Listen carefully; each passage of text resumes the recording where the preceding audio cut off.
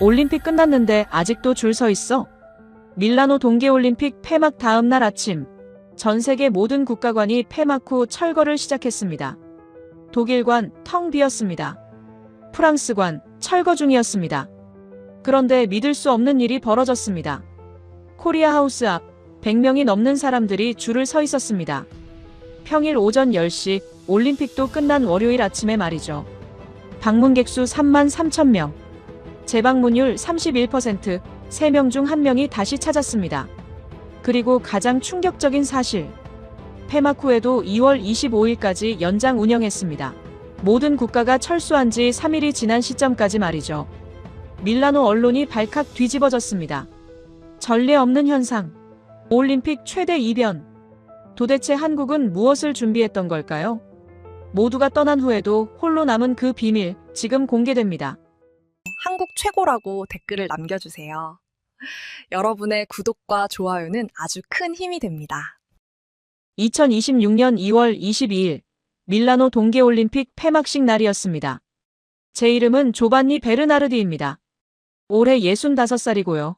지금은 밀라노 중심부에서 라 피아차라는 작은 레스토랑을 운영하고 있습니다. 아내와 함께 3년 전부터 시작한 일이에요. 평화로운 노년이라고 할 수 있죠. 하지만 제 이력을 말씀드리자면 조금 다릅니다. 저는 30년간 밀라노시청 문화관광국에서 일했습니다. 말단 사원으로 시작해서 국장까지 올라갔고요. 62살에 명예롭게 은퇴했습니다. 30년이란 시간 동안 제가 본 국제 행사만 수백 개입니다. 올림픽, 엑스포, 박람회, 패션위크, 디자인 페스티벌. 밀라노는 늘 무언가를 열고 무언가를 끝내는 도시였으니까요. 그 모든 현장에서 저는 기획하고 평가하고 보고서를 쓰고 다음을 준비했습니다. 그래서 눈에 익숙한 풍경이 하나 있어요. 바로 지금 제 창밖에서 펼쳐지는 이 장면입니다. 큰 행사가 끝나는 날 저녁이면 어김없이 철수 트럭들이 나타납니다. 각국 전시관들이 일제히 짐을 싸기 시작하죠. 화려했던 조명이 꺼지고 현수막이 내려가고 부스가 해체됩니다. 저는 커피잔을 들고 창밖을 바라봤습니다. 일본관 쪽에서도 직원들이 박스를 옮기고 있더군요. 미국관 앞에는 지게차가 대기 중이었고요. 거리 전체가 조용히, 그러나 분주하게 움직이고 있었습니다. 30년 동안 단 한 번도 예외가 없었습니다. 행사 마지막 날 저녁 6시부터 철수는 시작됩니다. 그게 공식이었어요. 그런데 한 곳이 달랐습니다. 한국관 앞이었어요. 빌라 네키 캄필리오, 제 레스토랑에서 불과 100m 떨어진 곳에 자리한 그곳 말이죠. 트럭이 없었습니다. 짐 싸는 사람도 없었어요. 대신 사람들이 줄을 서 있었습니다. 50명은 좋게 넘어 보였어요. 저는 커피잔을 내려놓고 자세히 들여다봤습니다. 지금 저녁 7시가 다 되어 가는데요. 폐막식이 1시간 후에 시작됩니다. 보통 이 시간이면 관람객들은 다들 집으로 돌아가거나 폐막식 보러 가는 게 정상이에요. 그런데 저 사람들은 뭘까요? 왜 한국관 앞에 줄을 서 있는 걸까요? 더 놀라운 건 안쪽이었습니다. 입구 쪽 유리창 너머로 보이는 자원봉사자들이 전혀 급한 기색이 없었어요. 오히려 테이블을 정돈하고 뭔가를 다시 채우고 있었습니다. 음식인 것 같았어요. 하얀 그릇들이 가지런히 놓이고 한 명이 국자로 무언가를 담고 있었습니다. 철수가 아니라 운영이었습니다. 여전히 손님을 받고 있는 거예요. 아내가 주방에서 나와 제 옆에 섰습니다. 저도 모르게 중얼거렸나 봅니다. 아내가 물었죠. 뭐가 이상한데요? 저는 창밖을 가리켰습니다. 저기 좀 봐요. 다른 데는 다 철수 중인데 저기만 아직도 손님 받고 있어요. 아내가 고개를 갸우뚱했습니다. 그럴 수도 있는 거 아니에요? 저는 고개를 저었습니다. 아니요. 30년 동안 이런 경우는 없었어요. 아내는 제 어깨를 두드리며 웃었습니다. 여보, 은퇴했잖아요. 이제 그런 거 신경 안 써도 돼요. 맞는 말이었습니다. 저는 이제 시청국장이 아니라 레스토랑 주인이에요. 누가 언제 철수하든 그게 제 일은 아니죠. 하지만 직업병이라는 게 있습니다. 30년간 몸에 밴 습관은 3년 만에 사라지지 않아요. 저는 여전히 관찰하고 분석하고 패턴을 찾습니다. 그게 제 본능이 되어버렸거든요. 저는 다시 한국관 쪽을 바라봤습니다. 줄이 조금 더 길어진 것 같았어요. 60명쯤 되어 보였습니다. 폐막식 시작 1시간 전인데도 말이에요. 독일관 앞에서는 트럭이 출발 준비를 하고 있었습니다. 프랑스관은 이미 반쯤 쌓여진 박스들만 남아 있었고요. 캐나다관 쪽에서는 마지막 현수막이 내려오고 있었습니다. 그런데 한국관만 단 한 곳만 여전히 문을 열고 사람들을 맞이하고 있었습니다. 뭔가 다르다는 느낌이 들었습니다. 단순히 철수 시간이 늦어진 게 아니라 애초에 계획 자체가 다른 것 같았어요. 저는 노트를 꺼냈습니다. 은퇴 후에도 여전히 메모하는 습관이 남아있거든요. 날짜를 적고 시간을 적고 관찰한 내용을 적기 시작했습니다. 오후 6시 45분, 독일관 철수 시작. 프랑스관 철수 진행 중. 캐나다관 거의 완료. 일본관 박스 정리 중. 미국관 지게차 대기. 그리고 마지막 줄에 이렇게 적었습니다. 한국관 여전히 운영 중. 줄 서 있는 사람 약 60명 추정. 철수 준비 전혀 보이지 않음. 펜을 놓고 다시 창밖을 봤습니다. 저녁 하늘이 어두워지고 있었어요. 거리에 가로등이 하나씩 켜지기 시작했습니다. 철수 트럭들의 헤드라이트가 반짝였고요. 그 속에서 한국관만 따뜻한 불빛을 켜고 있었습니다. 마치 모든 게 끝난 거리에서 혼자만 아직 시작하고 있는 것처럼요. 저는 그 장면을 한참 동안 바라봤습니다. 30년 경력이 제게 속삭이고 있었어요. 이건 뭔가 다르다고. 지금껏 본 적 없는 무언가라고. 그날 밤 저는 폐막식을 보지 않았습니다. 대신 창가에 앉아서 한국관을 지켜봤어요. 저녁 8시가 넘어서야 마지막 방문객이 나왔고 자원봉사자들이 문을 닫았습니다. 하지만 철수 트럭은 오지 않았습니다. 그들은 조용히 불을 끄고 내일을 준비하는 것처럼 보였어요. 내일요? 올림픽은 오늘로 끝났는데요? 저는 고개를 갸우뚱하며 노트를 덮었습니다. 질문 하나가 머릿속에 남았어요. 저들은 대체 뭘 하려는 걸까요? 다음 날 아침 9시, 저는 평소처럼 레스토랑 문을 열었습니다. 2월 23일 월요일 올림픽이 끝난 다음 날이었죠. 거리는 한산했습니다. 지난 2주 동안 북적이던 관광객들은 모두 사라졌어요. 평범한 월요일 아침의 풍경이었습니다. 테이블을 닦으며 창밖을 내다봤습니다. 독일관이 있던 자리에는 아무것도 없었어요. 밤사이 완전히 철거된 모양입니다. 프랑스관도 마찬가지였고요. 청소부들이 마지막 쓰레기를 치우고 있었습니다. 캐나다관, 일본관, 미국관도 모두 텅 비어 있었습니다. 30년 동안 수없이 본 풍경이에요. 큰 행사가 끝난 다음 날은 늘 이래요. 어제까지의 화려함은 온데간데 없고 빈 공간만 남죠. 그런데 한국관 쪽을 봤을 때 저는 손에 들고 있던 행주를 떨어뜨릴 뻔했습니다. 사람들이 줄을 서 있었거든요. 아침 10시도 안 됐는데 100명은 넘어 보였습니다. 줄이 빌라 네키 캄필리오 입구에서 옆 골목까지 이어져 있었어요. 저는 눈을 비볐습니다. 올림픽은 어제 끝났어요. 월요일 아침입니다. 평일이에요. 관광객들은 대부분 집으로 돌아갔을 텐데요. 행주를 내려놓고 밖으로 나갔습니다. 가만히 있을 수가 없었어요. 100m 정도 걸어가서 가까이 다가갔습니다. 줄 서 있는 사람들 대부분이 이탈리아 사람들이었어요. 프랑스어, 독일어도 들렸고요. 유럽 현지인들이었습니다. 한국관 입구에 공지판이 붙어 있었습니다. 코리아하우스 연장 운영 안내. 많은 분들의 요청으로 2월 25일 수요일까지 운영을 연장합니다. 저는 공지판을 2번 읽었습니다. 연장 운영이라고요? 안을 들여다봤습니다. 자원봉사자들이 평소처럼 준비하고 있었어요. 테이블 정돈하고 음식 준비하고 전심을 체크하고 철수하는 기색이 전혀 없었습니다. 한 자원봉사자가 문을 열고 나와 밝게 인사했어요. 부온조르노. 곧 문을 열겠습니다. 사람들이 웃으며 고개를 끄덕였습니다. 기대에 찬 표정들이었어요. 저는 그 자리에 한동안 서 있었습니다. 30년입니다. 제가 밀라노시청 문화관광국에서 일한 시간이에요. 1991년 통일 기념 박람회, 2006년 토리노 올림픽, 2015년 밀라노 엑스포. 모든 행사가 똑같았어요. 폐막 다음 날이면 텅 비었습니다. 그게 공식이었죠. 예외 없는 패턴이었습니다.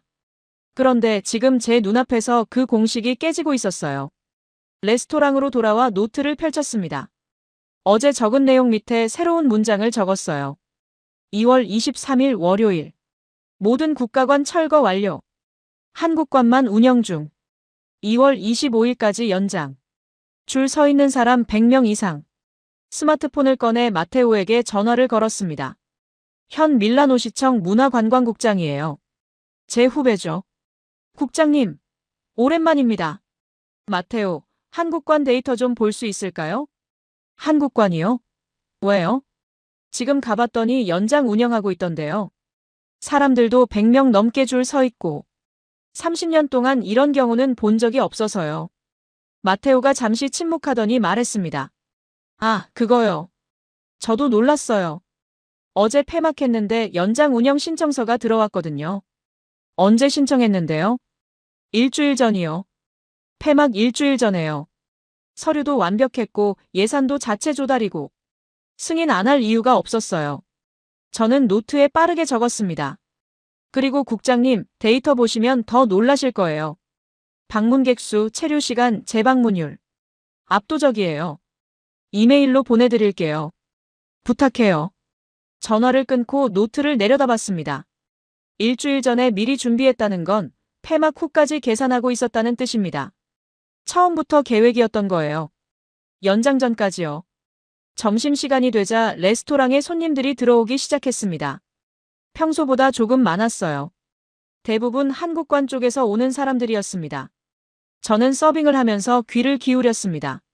30년 공직 생활의 습관이죠. 사람들의 대화에서 패턴을 찾는 거요. 첫 번째 테이블에 이탈리아 중년 부부가 앉았습니다. 남자가 파스타를 주문하면서 아내에게 말했어요. 나 토요일에 왔었는데 못 들어갔어. 1700명 제한이래. 줄 서 있다가 그냥 왔거든. 아내가 웃었습니다. 그래서 오늘 다시 온 거야? 응, 오늘은 여유 있더라. 10분 만에 들어갔어. 저는 물잔을 놓으면서 머릿속으로 정리했습니다. 하루 1700명 제한. 토요일에 못 들어간 사람들. 그래서 오늘 다시 왔다. 예약 시스템으로 수요를 관리했구나. 그리고 폐막 후에 그 잔여 수요를 흡수하고 있는 거예요. 두 번째 테이블에는 20대 여성 3명이 앉았습니다. 핸드폰을 보며 깔깔대고 있었어요. 이거 봐, 인스타 완전 난리야. 해시태그 코리아 하우스 밀라노 12,000개래. 진짜? 우리도 올려야 되는데. 마르타 블로거 알지? 걔가 어제 올렸어. 올림픽 끝나도 갈 수 있다고. 조회수 30만 넘었대. 저는 메뉴판을 건네주면서 생각했습니다. SNS 확산. 블로거들이 정보를 퍼뜨리고 있어요. 올림픽과 무관하게 순수 방문객들이 오는 거죠. 세 번째 테이블에는 노부부와 30대 딸이 앉았습니다. 딸이 부모님께 설명하고 있었어요. 엄마, 내가 지난주에 왔다가 너무 좋아서 꼭 데려오고 싶었어. 어머니가 환하게 웃었습니다. 한복 입어봤는데 정말 예뻤어. 사진도 많이 찍었고. 아버지가 고개를 끄덕였습니다. 그 떡국이라는 거 생각보다 맛있던데. 따뜻하고 담백하고. 저는 주방으로 돌아가 노트를 펼쳤습니다. 세 그룹의 패턴을 정리하기 시작했어요. 첫째, 1700명 제한 때문에 못 들어간 사람들이 폐막 후 방문하고 있다. 둘째, SNS와 블로거를 통한 2차 확산으로 새로운 방문객이 유입되고 있다. 셋째, 재방문자들이 가족과 지인을 동반해서 다시 오고 있다. 펜을 놓고 천장을 바라봤습니다. 이건 우연이 아니에요. 30년 경력으로 봤을 때 이건 명백히 전략입니다. 1700명 제한은 단순한 수용 인원 문제가 아니었어요. 의도적으로 수요를 조절한 거죠. 품질을 유지하기 위해서요. 그리고 그 과정에서 자연스럽게 잔여 수요가 쌓이게 만든 겁니다. 폐막 후 연장 운영은 그 잔여 수요를 흡수하기 위한 계획이었고요. SNS 확산은 저절로 일어난 게 아닙니다. 사람들이 자발적으로 올릴 만큼 경험이 좋았다는 뜻이에요. 그리고 그 게시물들이 새로운 방문객을 끌어들이는 선순환 구조를 만든 거죠. 재방문과 동반 방문은 가장 강력한 입소문입니다. 돈 주고도 살 수 없는 신뢰의 증거예요. 저는 노트에 크게 썼습니다. 사전 계획된 전략적 운영. 수요 관리에서 품질 유지로 이어지고 그게 자발적 확산을 만들어냈다. 그리고 연장 운영으로 잔여 수요를 흡수하는 구조다. 주방 밖에서 아내가 불렀습니다. 여보, 손님 더 오셨어요. 나갔더니 테이블이 거의 다 찼더군요. 평일 점심치고는 이례적이었어요. 손님들 대부분이 한국권에서 오는 사람들이었습니다. 한 테이블에서 프랑스어가 들렸습니다. 파리에서 왔다는 사람들이었어요. 한국권 소식을 듣고 밀라노까지 왔다고 하더군요. 다른 테이블에서는 독일 억양의 영어가 들렸습니다. 뮌헨에서 기차 타고 3시간 걸려왔다고요. 저는 주방으로 돌아와 아내에게 말했습니다. 여보, 이거 보통 일이 아니에요. 아내가 웃었습니다. 좋은 거 아니에요? 우리 레스토랑도 손님 많아졌잖아요. 맞는 말이었습니다. 하지만 제 관심은 장사가 아니었어요. 전문가로서의 호기심이었죠. 오후 3시 손님들이 빠져나간 후 저는 다시 노트를 펼쳤습니다. 30년 동안 수백 개의 국제 행사를 평가했습니다. 성공한 행사도 많았고 실패한 행사도 많았어요. 성공의 기준은 보통 방문객 수였습니다. 얼마나 많은 사람이 왔느냐? 그게 전부였죠. 하지만 지금 한국관이 보여주는 건 다른 차원이었습니다. 방문객 수가 아니라 경험의 질. 일회성이 아니라 지속성. 홍보가 아니라 관계. 저는 펜을 들고 마지막 문장을 적었습니다. 이건 단순한 올림픽 홍보관이 아니다. 장기적 관계 구축 전략이다. 처음부터 폐막 후까지 계산되어 있었다. 노트를 덮으며 생각했습니다. 대체 누가 이걸 기획한 걸까요? 어떤 사람이 이렇게 치밀하게 준비한 걸까요? 직접 만나보고 싶었습니다. 오후 3시 레스토랑이 조용해졌습니다. 점심 손님들이 모두 나가고 저녁 준비까지는 시간이 남았어요. 저는 창가 자리에 앉아 커피를 마시며 과거를 떠올렸습니다. 1995년 봄이었습니다. 제가 밀라노 시청 문화과 대리로 일하던 때죠. 밀라노 국제 박람회가 열렸어요. 각국 부스가 100개가 넘게 설치됐고 2주 동안 수십만 명이 다녀갔습니다. 폐막 당일 저는 현장에 남아서 철수를 관리했어요. 저녁 6시부터 트럭들이 들어오기 시작했고 다음 날 새벽 4시쯤엔 거의 다 정리됐습니다. 흔적도 없이 사라졌죠. 그게 제가 처음 본 패턴이었습니다. 2006년 토리노 동계 올림픽 때는 제가 과장급이었어요. 밀라노에도 각국 홍보관이 들어섰죠. 당시 저희 팀이 모니터링을 담당했습니다. 폐막 3일 전부터 방문객이 눈에 띄게 줄었어요. 사람들이 이미 관심을 잃은 거죠. 폐막 다음 날 아침 모든 홍보관이 텅 비어 있었습니다. 제가 직접 현장을 돌며 확인했어요. 패턴이 반복됐습니다. 2015년 밀라노 엑스포는 제 인생 최대 프로젝트였습니다. 국장으로 승진한 후 처음 맡은 대형 행사였거든요. 6개월간 진행됐고 2천만 명이 넘게 방문했어요. 마지막 한 달 동안 저는 매일 데이터를 확인했습니다. 방문객 수가 계속 떨어지더군요. 마지막 일주일엔 초반의 절반도 안 됐어요. 사람들이 지친 겁니다. 행사 피로도라고 부르죠. 폐막 당일 저녁 저는 주요 전시관들을 둘러봤습니다. 모두 짐을 싸고 있었어요. 다음 날 새벽까지 완전히 철거됐고요. 또 같은 패턴이었습니다. 2018년 제 은퇴 3개월 전이었습니다. 마지막 프로젝트로 보고서를 작성했어요. 제목은 밀라노 국제행사 30년 분석이었죠. 30년간 제가 직접 참여한 행사들을 정리했습니다. 박람회, 올림픽 엑스포, 패션위크, 디자인 페스티벌. 모든 데이터를 분석했어요. 결론은 명확했습니다. 모든 행사가 동일한 패턴을 따른다는 거였죠. 첫째, 화려한 시작. 개막일에 관심과 방문객이 집중됩니다. 둘째, 점진적 감소. 시간이 갈수록 방문객이 줄어듭니다. 셋째, 급속한 종료. 폐막 직전부터 사람들이 떠나고 폐막 다음 날엔 텅 빕니다. 예외는 없었습니다. 단 한 번도요. 저는 그 보고서 마지막에 이렇게 썼습니다. 이것은 자연스러운 현상이다. 사람들의 관심은 유한하고 행사는 한시적이다. 이 패턴을 바꾸기는 불가능하다. 그렇게 믿었어요. 30년 경험이 증명하는 진리라고요. 그런데 지금 제 눈앞에서 그 진리가 무너지고 있었습니다. 한국과는 폐막 다음 날에도 100명이 넘게 줄을 서 있었어요. 연장 운영을 하고 있었고요. 패턴이 완전히 달랐습니다. 저는 커피잔을 내려놓고 스마트폰을 집어들었습니다. 더 이상 혼자 생각할 수 없었어요. 확실한 데이터가 필요했습니다. 마테오에게 다시 전화를 걸었습니다. 국장님, 또 무슨 일이세요? 마테오, 이메일 보냈어요? 아, 지금 보낼게요. 잠깐만요. 1분쯤 후에 이메일이 도착했습니다. 첨부 파일을 열었어요. 엑셀 시트가 펼쳐졌습니다. 한국관 방문객 데이터, 체류 시간, 재방문율, 국적별 분포, SNS 언급량. 모든 게 정리되어 있었어요. 저는 숫자들을 하나씩 읽어내려갔습니다. 총 방문객 3만 3천 명. 18일간. 일평균 1,800명이 넘습니다. 평균 체류 시간 23분. 다른 국가관 평균이 7분에서 11분인 걸 감안하면 2배 이상이에요. 재방문율 31%. 3명 중 1명이 다시 왔다는 뜻입니다. 사전 예약자 국적 분포 이탈리아 74%, 기타 유럽 20%. SNS 언급량 그래프를 봤습니다. 개막 첫날 높았다가 중간에 살짝 떨어졌어요. 그런데 폐막 이틀 전부터 급격히 올라가더니 폐막일에 정점을 찍었습니다. 그리고 지금도 계속 올라가고 있었어요. 저는 전화기를 귀에 댔습니다. 마테오, 이거 맞아요? SNS 언급량이 폐막일에 최고치를 기록했다고요? 네, 맞아요. 저도 처음 봤어요. 보통은 개막일이 최고인데. 다른 국가관 데이터도 있어요? 잠깐만요. 잠시 후 추가 파일이 도착했습니다. 독일관, 프랑스관, 일본관, 캐나다관 데이터였어요. 비교해봤습니다.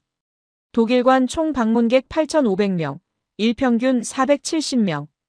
프랑스관 총 방문객만 2,000명, 일평균 667명. 일본관 총 방문객 9,800명, 일평균 544명. 한국관은 그들의 3배가 넘었습니다. 저는 의자에 깊숙이 기대며 천장을 바라봤습니다. 마테오, 이거 정말 놀랍네요. 그죠? 저도 이번에 처음 봤어요. 국장님이 계셨으면 직접 분석하셨을 텐데. 저는 잠시 침묵했습니다. 그러다 물었어요. 마테오, 내가 은퇴하면서 쓴 보고서 기억해요? 30년 분석한 거요. 물론이죠. 지금도 참고하고 있어요. 그 보고서에서 제가 뭐라고 했죠? 모든 행사는 동일한 패턴을 따른다고 하셨죠. 시작, 감소, 종료. 맞아요.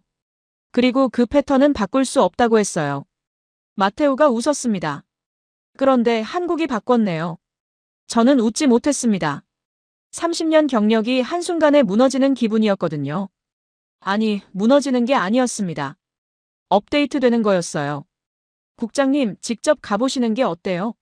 내일 한국관에요. 저는 이미 결심하고 있었습니다. 그럴게요. 직접 확인해봐야겠어요.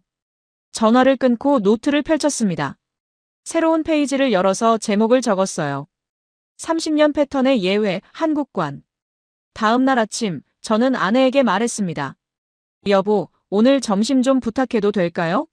나가봐야 할 때가 있어서요. 아내가 웃으며 물었습니다. 한국관 가시는 거죠? 들켰네요. 제가 웃었습니다. 2월 24일 화요일 오전 11시, 저는 35년 만에 처음으로 평일 낮에 레스토랑을 비웠습니다. 은퇴 후 3년 동안도 한 번 없던 일이었어요. 한국관까지는 걸어서 2분이면 됐습니다. 천천히 걸어갔죠. 관찰하면서요. 거리는 평온했습니다. 평일 오전에 밀라노는 늘 이래요. 관광객보다 현지인이 많고 북적이기보다는 차분한 분위기죠. 그런데 한국관 앞에 다가갈수록 분위기가 달라졌습니다. 50m 전방부터 사람들이 보이기 시작했어요. 70에서 80명쯤 줄을 서 있었습니다. 평일 오전인데도요. 줄 맨 뒤에 섰습니다. 앞사람은 60대쯤 되어 보이는 이탈리아 부부였어요. 뒷사람은 20대 프랑스 여성 둘이었고요. 프랑스 여성 중 하나가 핸드폰을 보며 말했습니다. 마리, 여기 인스타에서 봤던 곳 맞지? 친구가 고개를 끄덕였습니다. 응, 떡국 꼭 먹어봐야 한대. 사진도 예쁘게 나온대. 저는 귀를 기울였습니다. 인스타그램을 보고 파리에서 온 거군요. 앞쪽 이탈리아 부부는 팜플렛을 보고 있었습니다. 남편이 아내에게 말했어요. 여기 한복 체험도 있대. 우리도 입어볼까? 아내가 웃었습니다. 당신이? 한복을? 왜 안 돼? 재밌을 것 같은데. 줄이 천천히 앞으로 움직였습니다. 10분쯤 지났을까요? 입구에 도착했어요. 젊은 자원봉사자가 밝게 인사했습니다. 부온조르노. 환영합니다. 저는 안으로 들어섰습니다. 첫인상은 따뜻함이었어요. 조명이 부드러웠고 공간이 깔끔했습니다. 철수 준비의 흔적은 전혀 없었어요. 오히려 올림픽 기간보다 더 정돈되어 있는 것 같았습니다. 왼쪽에 떡국 코너가 있었습니다. 하얀 그릇들이 가지런히 놓여 있고 자원봉사자 2명이 국자로 떡국을 담고 있었어요. 사람들이 줄을 서서 기다리고 있었습니다. 한 할머니가 떡국 그릇을 받아들고 한 숟가락 떠먹었습니다. 눈을 감고 천천히 음미하더니 미소 지었어요. 자원봉사자에게 이탈리아어로 말했습니다. 그라치에. 정말 맛있네요. 자원봉사자가 공손하게 허리를 숙였습니다. 감사합니다. 한국의 설날 음식이에요. 새해에 건강하라는 의미가 담겨 있답니다. 저는 그 대화를 들으며 생각했습니다. 설명이 간결하고 정확하네요. 과장이 없어요. 오른쪽으로 걸어갔습니다. 한복 체험존이 있었어요. 거울 앞에서 젊은 여성 둘이 한복을 입고 사진을 찍고 있었습니다. 자원봉사자가 포즈를 도와주고 있었고요. 한 여성이 감탄했습니다. 정말 예쁘다. 이거 어디서 살 수 있어요? 자원봉사자가 웃으며 답했습니다. 서울에 가시면 많이 있어요. 인사동이나 명동 같은 곳에서요. 아, 서울 가고 싶다. 안쪽에는 비비고 부스가 있었습니다. 볶음면 체험 코너였어요. 작은 컵에 담긴 볶음면을 사람들에게 나눠주고 있었습니다. 한 남자가 먹어보더니 눈을 크게 떴어요. 매워. 그런데 맛있어. 옆에는 올리브영 뷰티 코너가 있었습니다. 립스틱을 직접 발라볼 수 있게 해놨더군요. 여성 5명이 거울 앞에 모여서 서로 색깔을 비교하고 있었습니다. 저는 천천히 둘러봤습니다. 모든 게 자연스러웠어요. 급한 기색이 없었습니다. 자원봉사자들 표정도 여유로웠고요. 한 자원봉사자가 제게 다가왔습니다. 도움이 필요하세요? 저는 웃으며 고개를 저었습니다. 아니요, 그냥 둘러보는 중이에요. 천천히 보세요. 궁금한 거 있으면 언제든 물어보세요. 감사합니다. 그가 돌아가고 저는 구석 벤치에 앉았습니다. 사람들을 관찰했어요. 가족 단위 방문객, 친구끼리 온 젊은이들, 노부부들, 혼자 온 중년들. 다양했습니다. 모두 편안한 표정이었어요.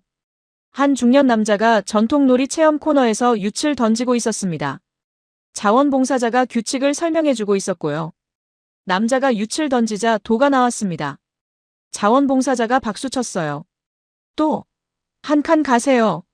남자가 웃으며 말했습니다. 이거 재밌는데요? 애들 데려와야겠어요. 내일 또 오세요.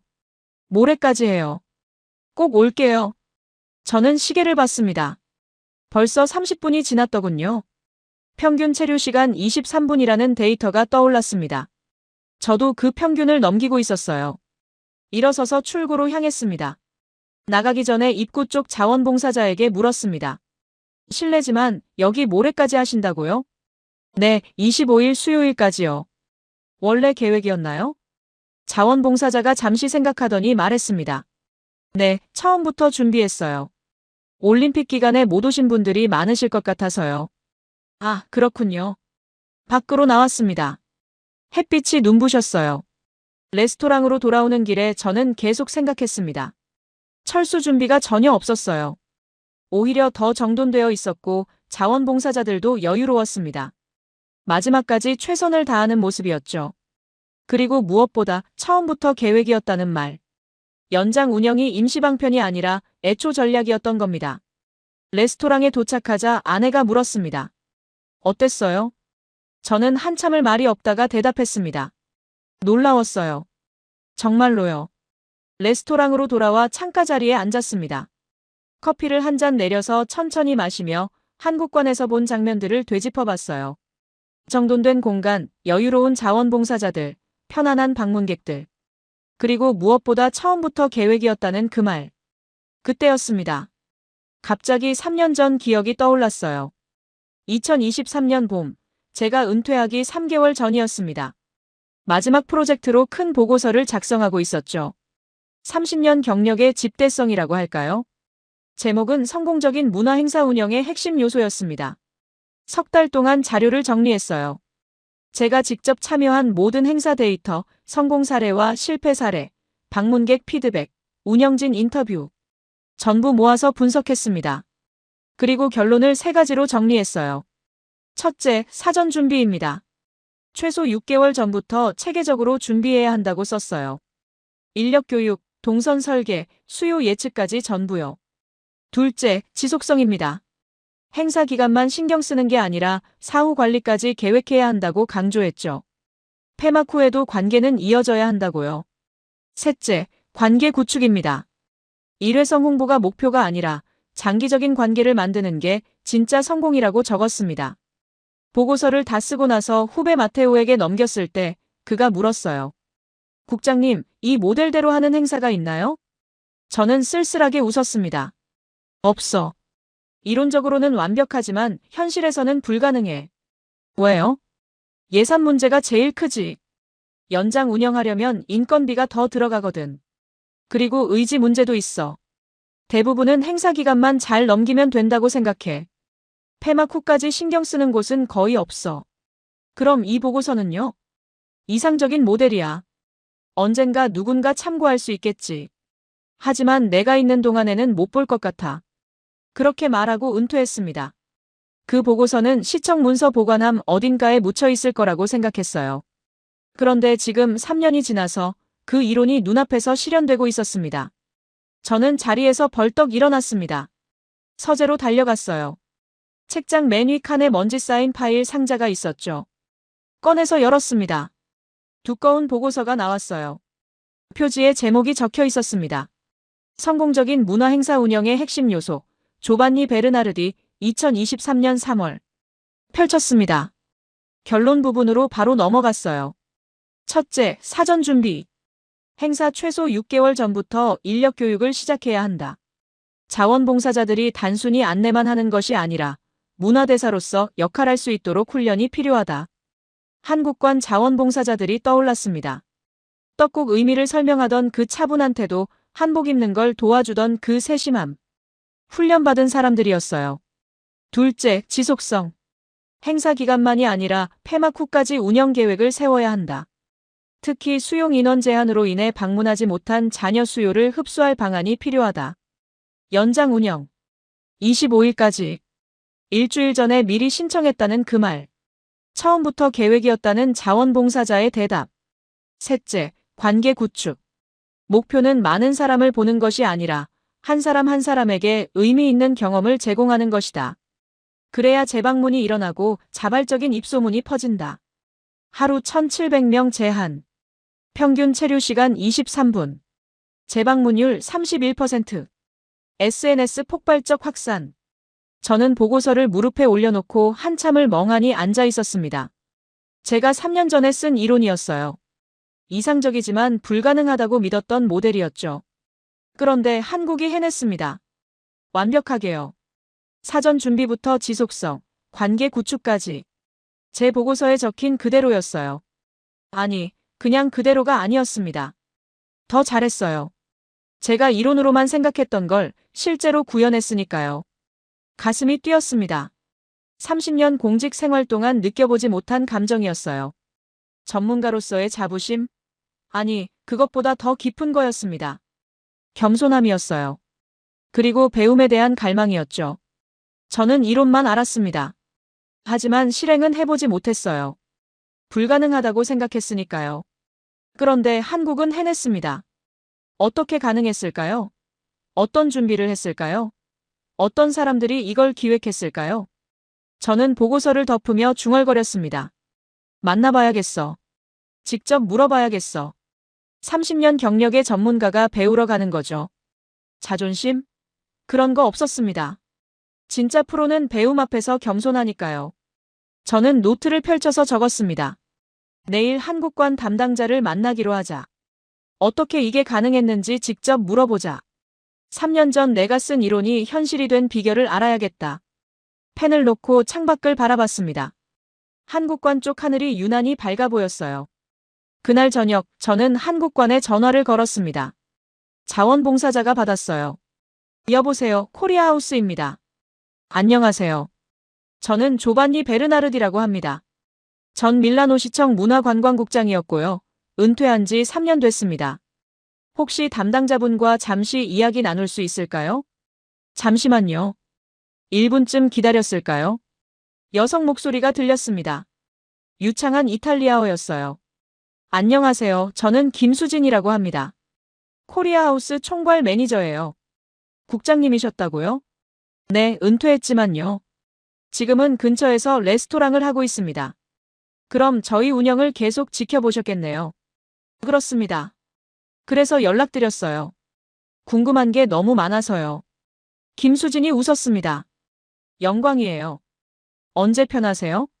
지금 당장이라도요. 그렇게 해서 30분 후, 저는 한국관 사무실에 앉아 있었습니다. 작은 방이었어요. 책상 하나, 의자 몇 개, 벽에 붙은 일정표. 김수진은 30대 중반쯤 되어 보였습니다. 단정한 차림에 차분한 인상이었어요. 커피 드릴까요? 감사합니다. 커피를 받아들고 저는 바로 질문을 시작했습니다. 연장 운영은 언제 결정하신 건가요? 김수진이 웃으며 답했습니다. 처음부터요. 작년 10월에 기획할 때부터 계획에 들어 있었어요. 작년 10월이라고요? 네, 개막 4개월 전이죠. 처음 시뮬레이션을 돌렸을 때 알았어요. 하루 1,700명 제한으로는 수요를 다 못 받는다는 걸요. 저는 앞으로 몸을 기울였습니다. 시뮬레이션이요? 네, 예상 방문객 수를 계산했어요. 밀라노 인구, 관광객 수, SNS 관심도, 과거 한국관 데이터. 다 분석했죠. 그랬더니 최소 4만 명은 올 거라고 나왔어요. 17일 동안 1,700명씩이면 28,900명이네요. 맞아요. 그래서 최소 10,000명 이상이 못 들어온다는 계산이 나왔죠. 그분들을 위해 폐막 후 3일을 준비했습니다. 저는 노트에 적으며 고개를 끄덕였습니다. 데이터 기반 계획. 사전 시뮬레이션. 그럼 두 번째 질문입니다. 왜 1,700명으로 제한하셨나요? 더 받을 수도 있었잖아요. 김수진이 잠시 생각하더니 말했습니다. 품질 때문이에요. 떡국 한 그릇을 제대로 대접하려면 시간이 필요해요. 한복 입는 걸 도와드리려면 사람 손이 필요하고요. 많이 받는 것보다 한 분 한 분 제대로 모시는 게 중요했어요. 그래서 재방문율이 31%였군요. 네, 그게 목표였어요. 많이 보는 것보다 한 번 오신 분이 다시 오고 싶어 하는 거요. 저는 잠시 말을 멈췄습니다. 제 보고서에 쓴 그대로였거든요. 세 번째 질문입니다. 진짜 목표가 뭐였나요? 김수진이 눈을 마주보며 답했습니다. 관계 만들기요. 17일간 스쳐가는 관계가 아니라 밀라노 시민들과 진짜 관계를 만드는 거였어요. 그래서 한 분 한 분 기억에 남는 경험을 드리려 했고요. 그분들이 지인들에게 이야기하고 SNS에 올리고 다시 오게 만드는 거죠. 입소문이요. 네, 가장 강력한 마케팅이니까요. 그리고 그 입소문이 올림픽이 끝나도 계속되길 바랐어요. 저는 커피잔을 내려놓았습니다. 손이 떨렸어요. 실례지만 혹시 밀라노시청 보고서를 참고하셨나요? 김수진이 고개를 갸우뚱했습니다. 무슨 보고서요? 조반니 베르나르디라는 전 국장이 은퇴하면서 쓴 보고서요. 성공적인 문화행사 운영에 대한 거요. 아니요, 못 봤어요. 저는 웃었습니다. 그럼 우연이네요. 그 보고서에 쓴 내용이랑 똑같거든요. 김수진도 웃었습니다. 그래요? 궁금한데요. 저는 가방에서 보고서 복사본을 꺼냈습니다. 오늘 가져온 거였어요. 제가 3년 전에 쓴 겁니다. 사전 준비, 지속성, 관계 구축. 이 세 가지가 핵심이라고 적었죠. 하지만 이론일 뿐이라고 생각했어요. 현실에서는 불가능하다고요. 김수진이 보고서를 넘겨보며 말했습니다. 왜 불가능하다고 생각하셨어요?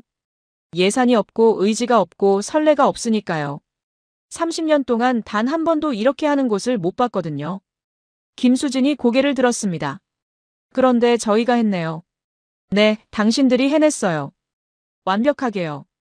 저는 목이 메었습니다. 65년을 살면서 이런 감정은 처음이었어요. 과찬이세요. 저희도 많이 배우고 있어요. 아니요, 제가 배우는 겁니다. 30년 경력이 이론만 알았다는 걸 깨달았어요. 당신들은 실행했고요. 김수진이 조용히 웃었습니다. 국장님, 이 보고서 복사해도 될까요? 팀원들한테 보여주고 싶어요. 물론이죠. 우리는 1시간 넘게 이야기했습니다. 자원봉사자 교육 방법, 동선 설계, 수요 예측 모델, SNS 전략. 모든 게 체계적이었어요. 밤 10시쯤 되어 자리에서 일어났습니다. 정말 감사합니다. 오늘 많이 배웠어요. 김수진이 악수를 청했습니다. 저희야말로요. 국장님 보고서 잘 읽겠습니다. 밖으로 나오니 밀라노의 밤거리가 고요했습니다. 저는 천천히 걸으며 생각했습니다. 30년 경력의 전문가가 30대 매니저한테 배웠어요. 부끄럽지 않았습니다. 오히려 기뻤죠. 진짜 프로는 배움을 멈추지 않으니까요. 밤 10시, 마테오가 돌아가고 저는 혼자 남았습니다. 레스토랑으로 돌아와 노트를 펼쳤습니다. 새로운 페이지를 열어서 제목을 적었어요. 2026년 2월 22일부터 25일, 내가 본 진짜 승자. 첫 문장을 썼습니다. 폐막식이 끝나고 철수 트럭들이 줄을 섰다. 독일도, 프랑스도, 일본도, 미국도 모두 떠났다. 그런데 한 곳만, 단 한 곳만 남아 있었다. 그곳의 이름은 코리아 하우스. 펜을 잠시 멈추고 지난 사흘을 되짚어봤습니다. 폐막 다음 날 아침, 모든 국가관이 텅 비었을 때 한국관 앞엔 100명이 줄을 서 있었어요.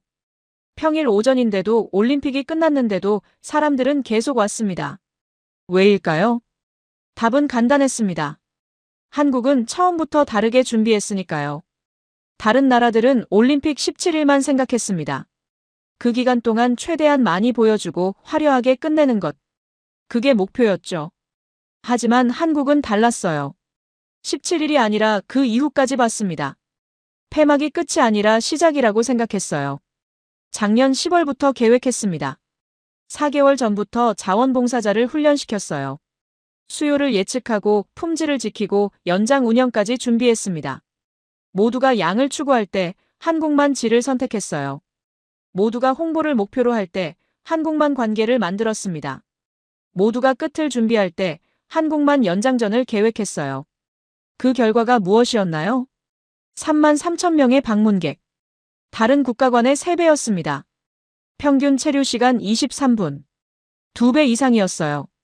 재방문율 31%. 3명 중 1명이 다시 왔습니다. 그리고 폐막 후에도 끊이지 않는 발걸음. 저는 계속 적었습니다. 30년 경력의 전문가로서 말한다. 이것은 우연이 아니다. 이것은 전략이다. 치밀하게 계산되고 완벽하게 실행된 전략이다. 손을 멈추고 창밖을 바라봤습니다. 한국관이 있던 빌라 네키 캄필리오가 보였어요. 이제는 텅 비어 있었지만 사흘 전까지만 해도 밀라노에서 가장 뜨거운 곳이었습니다. 아니, 지금도 뜨겁습니다. 사람들 기억 속에서요. SNS에는 아직도 한국관 사진이 올라오고 있어요.